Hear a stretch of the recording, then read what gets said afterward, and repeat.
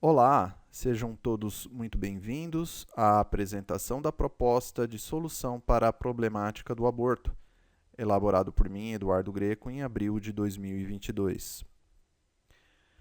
Bom, esse projeto ele tem por finalidade apresentar uma ideia, né, para salvamento tanto da vida da mãe quanto do seu filho, no tocante às mulheres, principalmente as mais pobres, que recorrem aí ao aborto induzido ilegalmente, né, praticado aqui no nosso país. E também um outro objetivo seria então, com essa proposta de eliminar por parte do Estado, né, e até mesmo do grupo político, possíveis pensamentos ou possíveis adesões à questão de projetos que porventura tenham o objetivo a legalização do aborto, né? Uma vez que você, digamos, resolve essa questão, você não precisa mais aprovar, né, a liberação do aborto, né? Embora essa solução, ela, digamos assim, tenha por resultado, né, a não mais necessidade dessa legalização, nós queremos dizer aqui que esse projeto ele não é necessariamente um projeto contra ou a favor do aborto, não. Basicamente, o que nós vamos nos focar aqui, né, está no fato da apresentação do problema, né, ou seja, das mulheres mais pobres que morrem decorrente à tentativa do aborto ou ficam gravemente feridas, e claro, também a dos seus possíveis filhos, né, que acabam perdendo a vida. E o foco principal é a apresentação de uma solução, né, para a questão.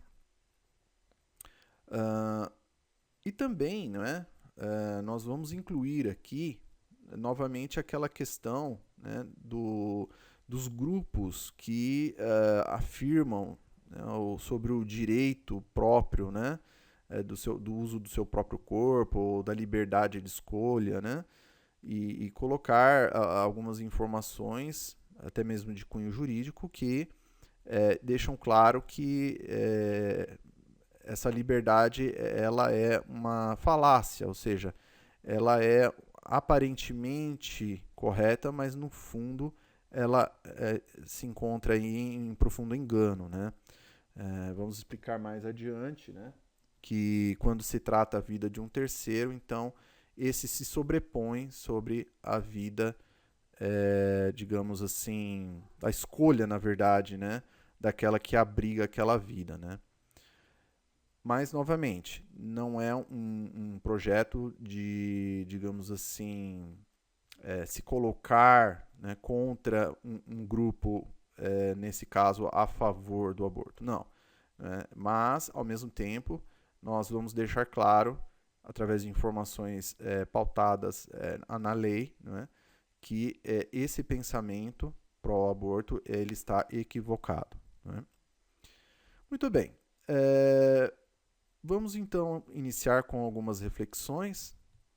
Inicialmente, né, colocamos o seguinte, que é difícil de estimar com precisão a quantidade exata do número de abortos ilegalmente praticados no Brasil. Né? O grupo contra a liberação do aborto estima que há no nosso país em torno de 48 a 100 mil abortos ilegais, né, todo ano.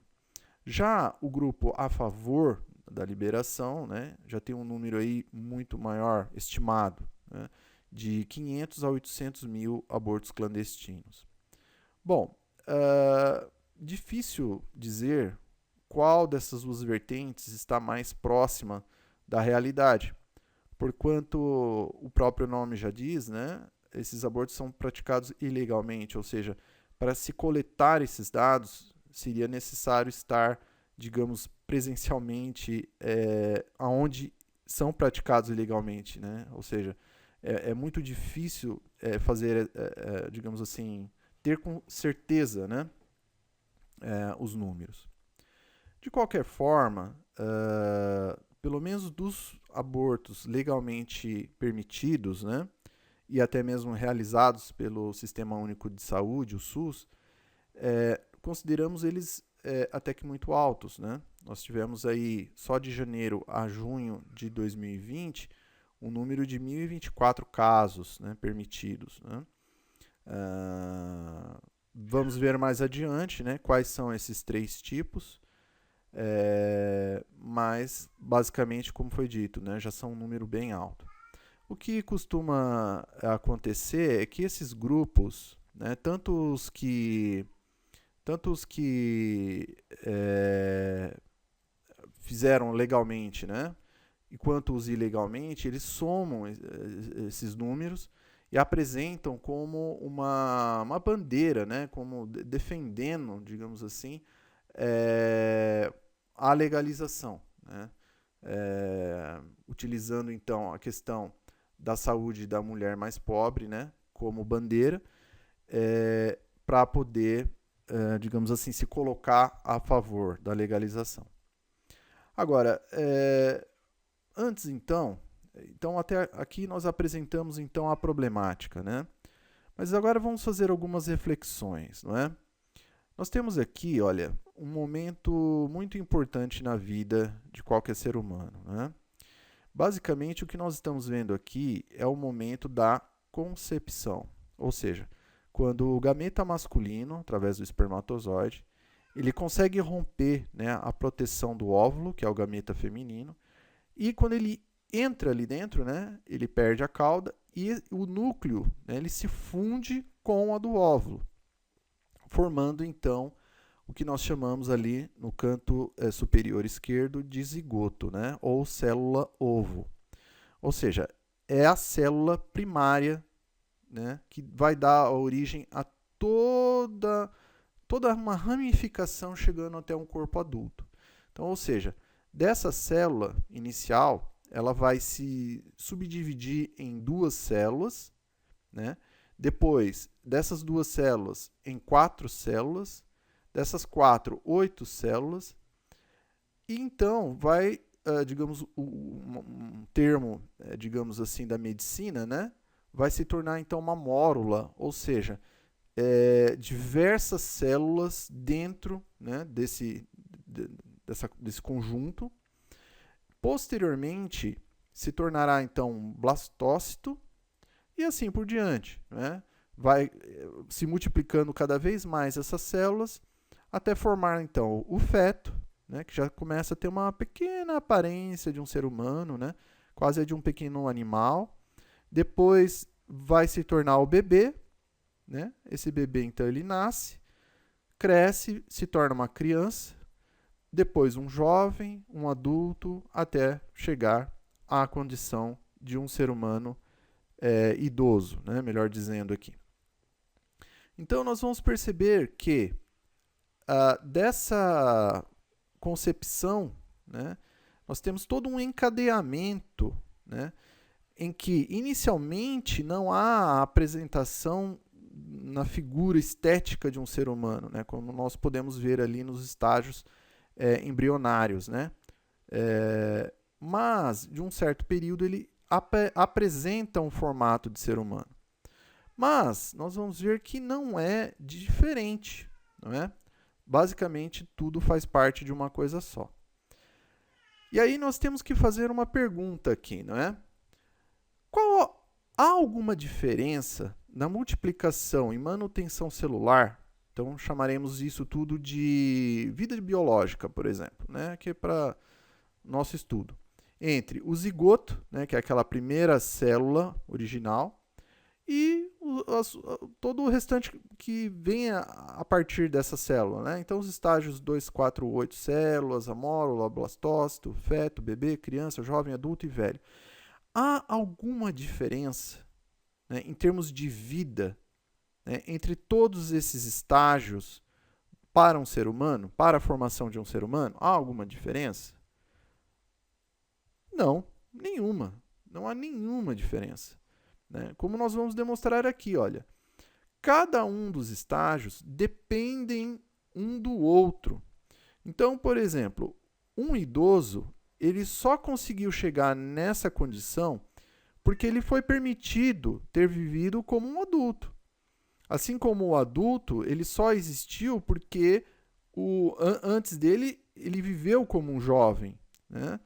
O jovem, ele só atingiu aquela idade porque ele teve a chance de passar pela infância. Não é?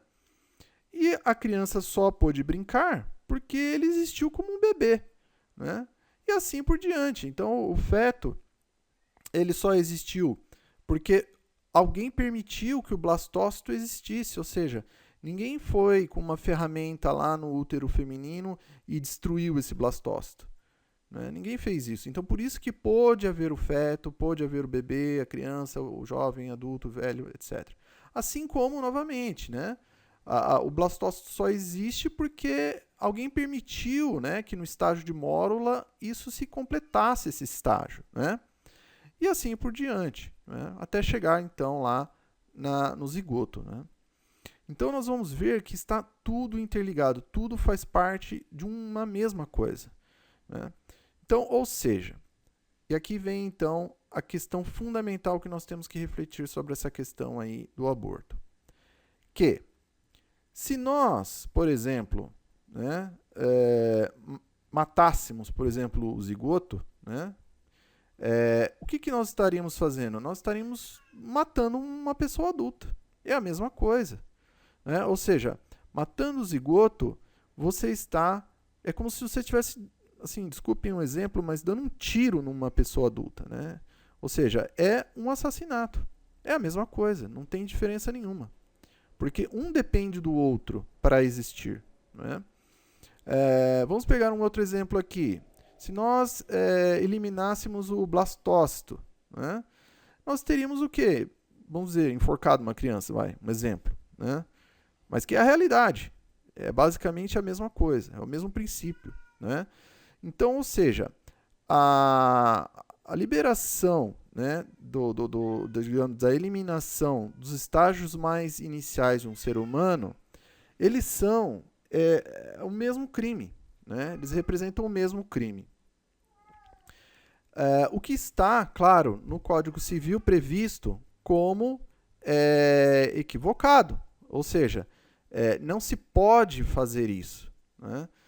Nós vamos ver lá no Código Civil que a personalidade civil começa no nascimento com vida. Mas a lei põe a salvo, desde a concepção, os direitos do nascituro. Ou seja, no nosso Código Civil isso já prevê até mesmo desde a concepção. Não é? Outra pergunta que nós temos que fazer, e que ela é muito grave, que diz basicamente o seguinte, né? Qual que é o crime que um feto, ou um zigoto, ou uma célula nos estágios aí 2, 4, 8, cometeram para receber a pena de morte pelo aborto? Qual foi o crime? Isso nós temos que refletir muito bem. Porque, claro, não cometeu nenhum crime. Então, ou seja, a liberação do aborto, mesmo digamos, no estágio embrionário da formação de um corpo de um ser humano adulto, é liberar um crime, e o pior ainda, de um inocente, que nenhum crime cometeu. Né?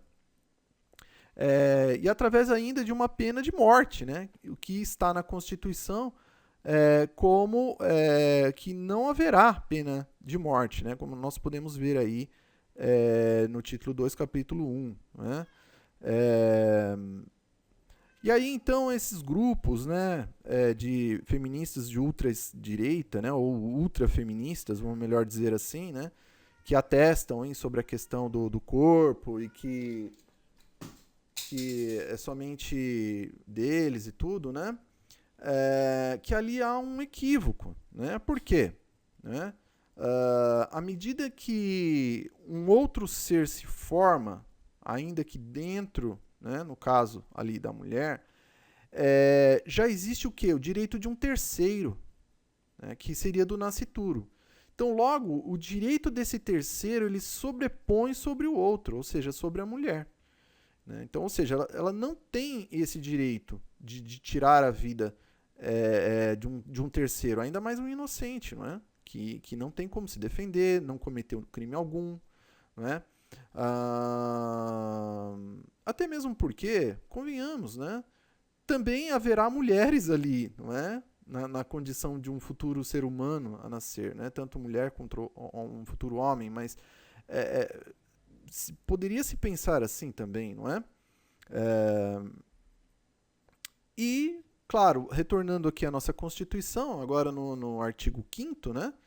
Nós vamos ver o quê? Nós vamos ver que diz o seguinte, olha, que todos são iguais perante a lei, sem distinção de qualquer natureza, garantindo-se aos brasileiros e aos estrangeiros residentes no país a inviolabilidade do direito à vida. Ou seja, a nossa própria Constituição, novamente, garante a existência. Não é? E aqui, retornando para a questão do Estado, né? E dessa análise que vira e mexe se coloca para o Estado da legalização ou não do aborto, que é o seguinte, olha, se o Estado já colocou na sua Carta Magna, né, a proibição de um de seus cidadãos de tirarem a vida de um outro compatriota, ora, então o Estado ele não pode se contradizer, né, digamos, permitindo uma lei que, digamos, seja contrária à outra que está na Constituição. Então, ali seria um contrassenso, né? Afinal de contas, mesmo que nós tenhamos, digamos, um feto, ou um bebê, ou um blastócito no interior de uma mulher, não deixa de ser já um brasileiro, não é mesmo? Ainda mais se nascer no país, né? Então, ali haveria um contrassenso, né, do Estado. E por fim aí, né, o Brasil, ele é signatário, né, da Declaração Universal dos Direitos Humanos, né, que foi promovida aí pela ONU, né, em que no seu artigo 3º aí diz que todo ser humano tem direito à vida, né, ou seja, não pode tirar a vida, não é?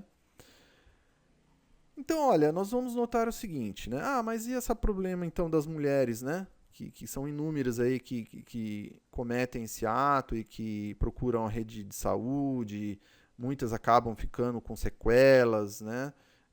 Sem contar, claro, né, nos inúmeros brasileiros aí, brasileiras que poderiam vir à vida e que acabam perdendo, né, o seu direito à existência, né? Então, como é que fica essa questão, né?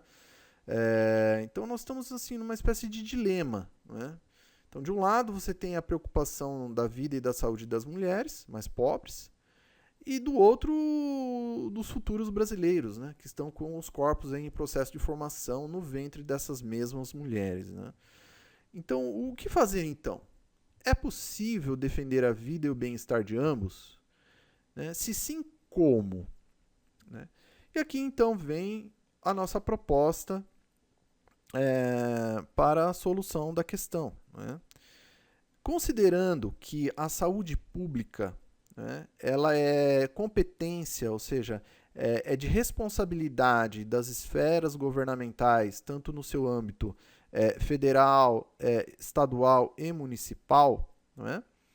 Nós acreditamos que essa questão da vida, da proteção da vida, né, tanto da mãe quanto do filho, ela é o quê? Uma responsabilidade do Estado. Né? O Estado que tem que ser responsável por ela. Então, logo, o que o Estado deveria fazer? Ele deve criar um programa nacional de proteção da vida da mulher e do nascituro. Né? Como que funcionaria isso? Basicamente, a mulher que porventura dissesse que não gostaria de ter o filho, ou que não pode, melhor dizendo, né, que não pode criar o seu filho por N motivos, né, qualquer um que seja por maturidade, seja por condições socioeconômicas, seja por outras questões, enfim, que ela então aderisse a esse programa, onde ela passaria então a receber um auxílio financeiro. Em contrapartida, né, ela assinaria um termo em que ela garantiria digamos assim, a vida, né, intrauterina desse ser em formação, realizando inclusive o pré-natal e efetivamente dando à luz à criança. E, assim que isso ocorrer, o Estado, então, passaria a ter a guarda dessa criança e imediatamente colocando-a para a doação. A adoção, melhor dizendo, perdão. Então, primeiramente, né, através da procura, então, de um parente mais próximo, que seria, acho que, o primeiro caso e mais adequado, né, e principalmente que esse parente próximo, caso aderisse ao programa, ele também já passasse a receber esse auxílio, né, financeiro para poder ajudar a criança, né, nas despesas, né, que esse bebê e essa criança vai ter pelos próximos anos, né? Então o Estado ele faria, no caso, a inclusão desse parente mais próximo aí nos programas de distribuição de renda, né, através por esse motivo, né? Se não for possível um parente mais próximo, porque porventura nenhum quis ou porque não houve nenhum parente mesmo, né? Há uma opção muito boa, né? Que seria a da mãe social. A mãe social, ela basicamente é uma profissional em que ela é remunerada por cuidar de crianças órfãs. Geralmente são mães que já têm filhos biológicos e ela passa a cuidar, além dos seus filhos biológicos, também de uma criança, mas só que ela é remunerada por isso, né? E está regulamentado pela lei, né? Pela Lei 7.644 de 1987. Então, assim, nós teríamos o quê? Opções, né? Então, primeiro da família, do familiar mais próximo, depois das mães sociais. Se não for possível ainda com essas duas opções, né? Deixar no programa de adoção regularmente existente, né? O programa judicial mesmo de adoção, né? Nós temos aí um contingente de casais e pessoas até maiores do que o número de crianças para doação no país, né? São mais de 38 mil casais e pessoas interessadas na adoção para um pouco menos de 10 mil crianças, né? Pelo menos até o momento. Então nós vamos ver aí que há um grande potencial de adoção dessas crianças, né, que aderirem a esse programa. E se ainda assim, né, essa criança não for adotada por via judicial, há, claro, sempre os orfanatos ou até mesmo entidades que prestam esse serviço, né, que têm a custódia da criança, mas que são, claro, digamos, acompanhadas pelos órgãos oficiais, né, que podem aí ir cuidando dessa criança por um certo período, né. E também, claro, de repente, outros programas ou outras ideias que alguém possa ter, né, que possa estar, digamos assim, acolhendo essas crianças, né, digamos assim, dando um destino para pais que possam cuidá-los, né. E o mais interessante agora é observar, né, que esse programa que nós acabamos de citar, ele praticamente ele já existe, né, e que nós soubemos até um pouco depois desse estudo, né, que chama-se entrega voluntária, né, e está regulamentado através da Lei 13.509 de 2017. Né? O que se trata essa lei? Basicamente, ela incluiu, né, no Estatuto da Criança e do Adolescente esse termo, então, de entrega voluntária. Né? O que seria entrega voluntária? Então, a mãe que ela se decide por não criar o seu filho, né, ela pode ir até um juizado do menor, né, e aderir a esse programa, né, da entrega voluntária, em que ela tem a criança e então imediatamente o Estado passa a ser responsável, né, e ela procura exatamente dar o destino que nós citamos aqui agora há pouco, né? Então primeiro se recorre a um familiar mais próximo, se não for possível, enfim, vai seguindo ali uma ordem, né?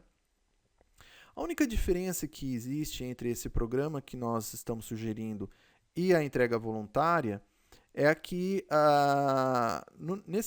nesse programa, né, que nós apresentamos, ele prevê o que? O pagamento de valores financeiros, né? Seja para a mãe, né, a gestante no período, né, que antecede aí a luz, e depois o do familiar, ou das mães sociais, ou, enfim, de instituições que vão cuidar dessa criança. Então, basicamente, a diferença única é essa. Já a entrega voluntária não prevê pagamento a ninguém, né? Então, essa basicamente é a única diferença. Mas o interessante aqui observarmos, né, que não há uma divulgação em massa dessa questão da entrega voluntária, né? Tanto é verdade que, como já comentamos, né, nós ficamos sabendo disso depois até mesmo que concluímos esse pequeno projeto, né, dessa ideia. Então, nós acreditamos que deveria se haver por parte do, digamos assim, do governo, né, uma divulgação em massa dessa questão, né? Eu acredito que uma grande maioria da população poderia, né, se beneficiar, né, de alguma forma, enfim, desse programa, né? E, além, claro, o mais importante, salvaria a vida de milhares de futuros brasileiros. Bom, mas retornando aqui então ao nosso projeto, né? Outra opção também muito importante que acreditamos que deveria ser inclusa, né, como medidas complementares, né, a essa proposta, seria também a da disponibilização, que já existe também, né, no Sistema Único de Saúde, da realização da laqueadura, né, que é um procedimento médico oficial, né, em que ali há digamos assim, uma interrupção, né, da, da possibilidade da mulher de ficar grávida, né? O sistema atual, né, ele diz que toda mulher ela pode ir até o SUS, mas só que ela tem que cumprir alguns requisitos, né?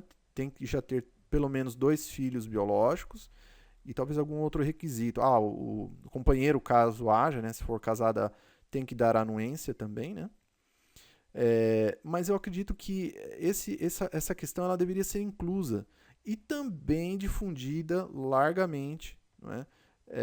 Na sociedade, não é? Que eu acredito que não há, ou seja, há muitas mulheres que de baixa renda, ou, enfim, a população no geral não sabe que isso existe e que isso pode ser feito no Sistema Único de Saúde, né?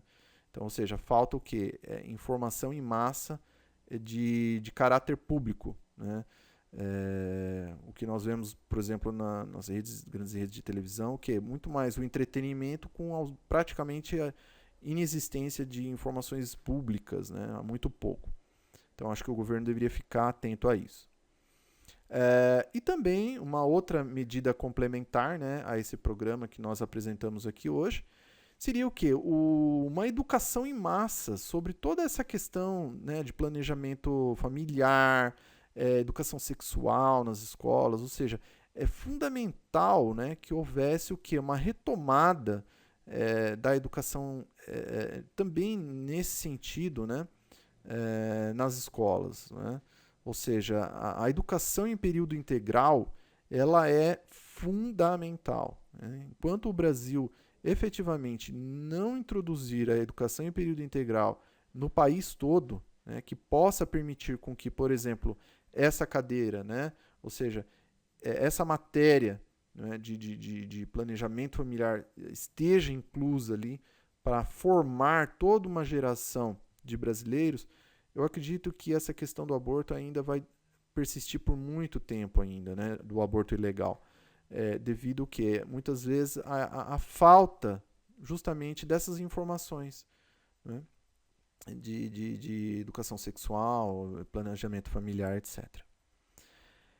Bom, aqui já retornando, né, um pouco mais sobre esses posicionamentos, né, que se fazem a favor, né, da legalização do aborto, o que nós percebemos hoje em dia, né, que há um uso muito grande do que se chama falácia, né? O que é a falácia? A falácia é quando nós colocamos uma máxima, ou seja, um pensamento que a priori ele parece certo, mas se nós pararmos e pensarmos um pouco melhor, nós vamos ver que ele é errado, profundamente errado, né?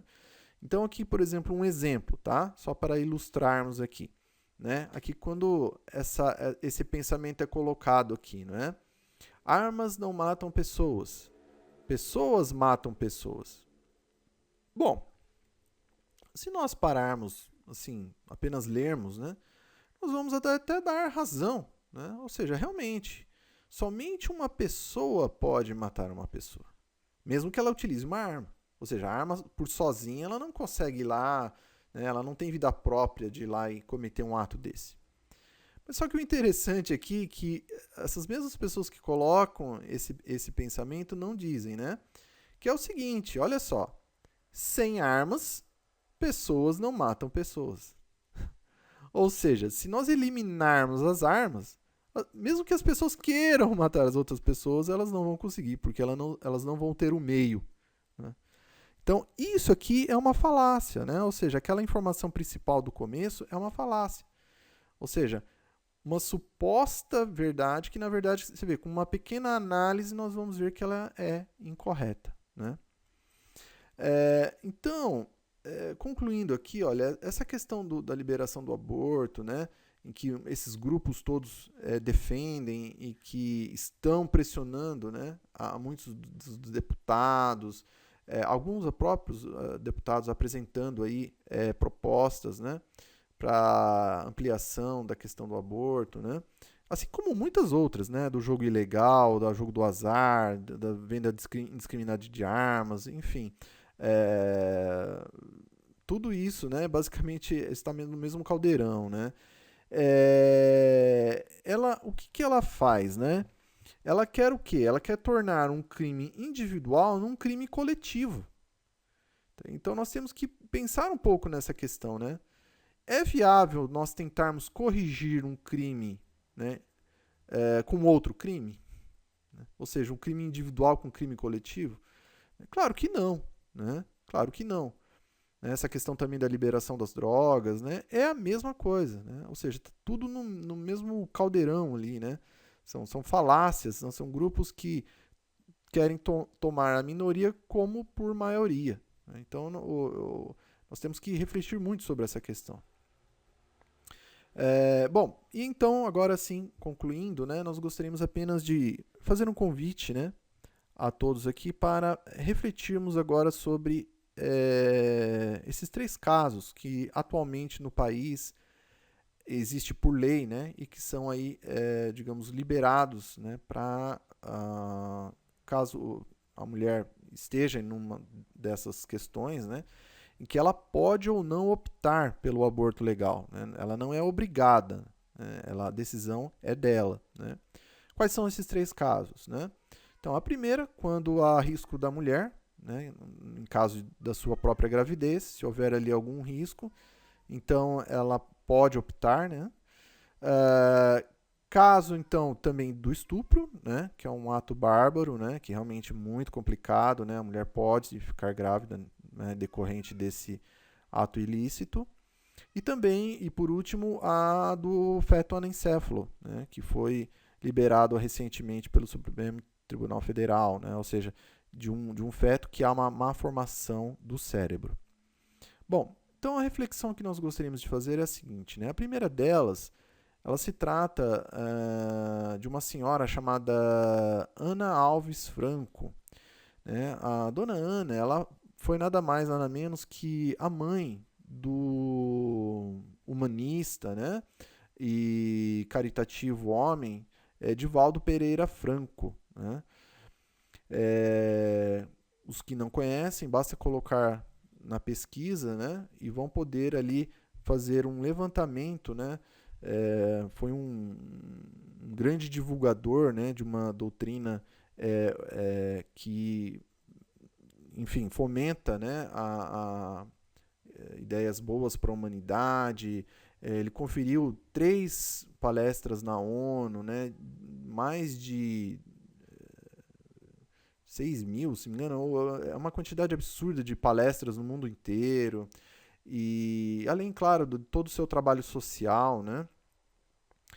E o interessante aqui dessa história foi o seguinte, a dona Ana, quando ela estava grávida do Divaldo, o seu médico, né, a alertou de que ela tinha uma gravidez de risco ali, né? Que ela, se ela se decidisse por ter o filho, no caso de Valdo, ela viria a óbito, né? Devido a essa complicação que poderia decorrer dessa gravidez, né? E o interessante é que ela falou, olha, eu prefiro morrer, né, do que, digamos assim, abortar o meu filho.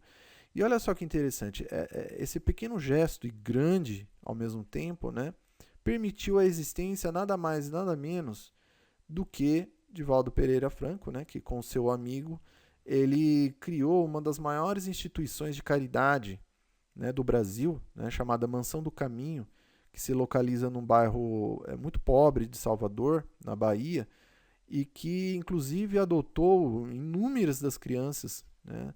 Acho que são mais de 6 mil pessoas atendidas, né, diariamente. É praticamente uma cidade, né, a Mansão do Caminho.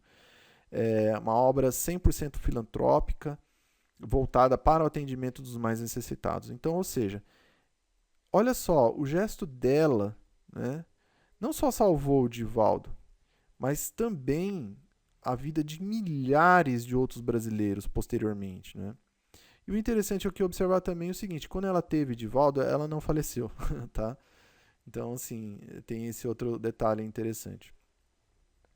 Ah, já no caso do estupro, né, realmente é uma questão muito complicada, né, não queremos aqui julgar ninguém, não é? Mas, assim, apenas para chamarmos, talvez, para reflexão, né, sobre essa questão, né? Se nós formos no dicionário, né, e procurarmos sobre esse termo para dizer o que o dicionário fala, lá diz o seguinte, que o termo estupro, né, significa ato de forçar ou de obrigar, né?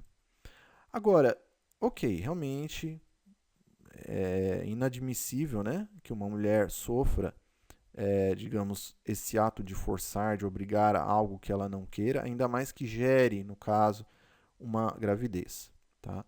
Porém, será que a mulher não poderia pensar, né, esquecer o agressor, deixar o agressor de lado, esquecer o agressor?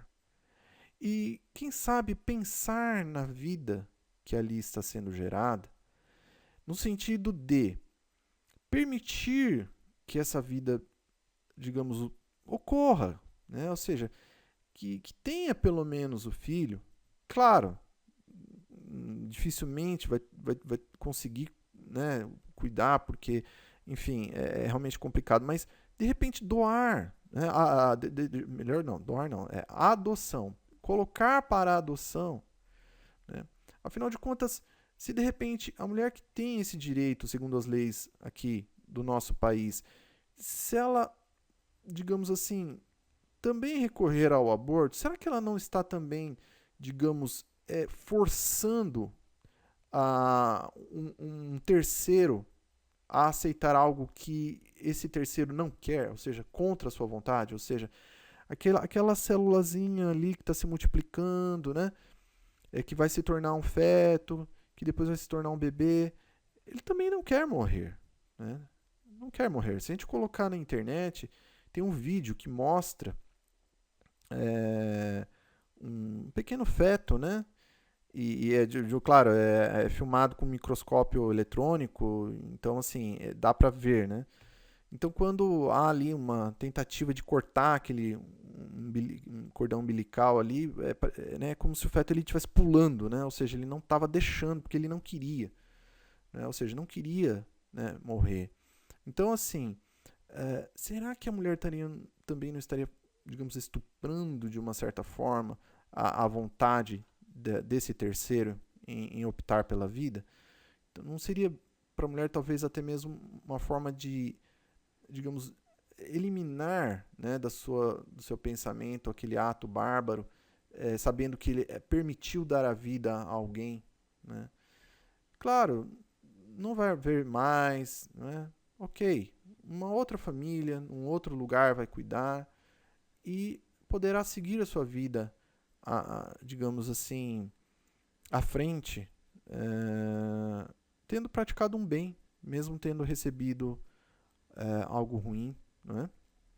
Claro, isso aqui é uma reflexão e, evidentemente, claro, nenhuma mulher é obrigada, né, a acatar o que está sendo falado. Apenas uma reflexão, né? E por fim aqui, né? E claro, né? E se fosse adotado ao invés de abortado, né? Então, ou seja, permitir a vida, né, e depois colocar para a adoção, né? Isso é melhor, né? E por fim aqui a questão dos bebês anencéfalos, né? O bebê anencéfalo, ele praticamente, o que acontece? Ele não há uma formação da massa encefálica, ou seja, do cérebro, né? A caixa craniana ela é menor e basicamente é como se fosse um corpo, né, em que ali bate o coração, mas não existe um cérebro, digamos assim, não é? Ou ele é menor, né? Enfim. A questão é a seguinte: a maioria desses casos, o bebê ele não vive, ele não passa mais do que algumas horas, ou em alguns casos, alguns dias, ou um dia. Mas houve um caso, inclusive aqui mesmo no Brasil, né, da Marcela de Jesus. A Marcela de Jesus, ela viveu 20 meses, né, extrauterina, ou seja, assim, foi um caso único no Brasil e quiçá no mundo, né? Ela viveu por quase 2 anos, né, ou seja, um bebê anencéfalo. Agora, imaginemos se a mãe, digamos, houvesse abortado pensando que ela ia viver apenas algumas horas. Ou seja, uma vida de quase 2 anos teria se perdido, né?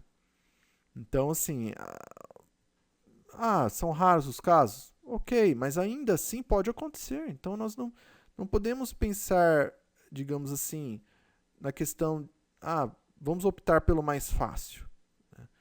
De repente, optar pelo mais difícil é melhor, né? Mas aqui são reflexões, né?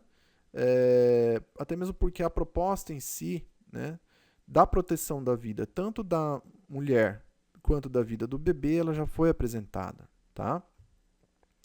E, novamente, né, como nós havíamos dito, esse trabalho ele não visa, digamos assim, culpar, né, apontar culpados de forma alguma, né? Mas caso alguma mulher aqui esteja vendo essa apresentação, que porventura tenha abortado, né, ou que pense em abortar, nós gostaríamos de dizer o seguinte, né, que sempre há a possibilidade de cuidar de uma vida, né?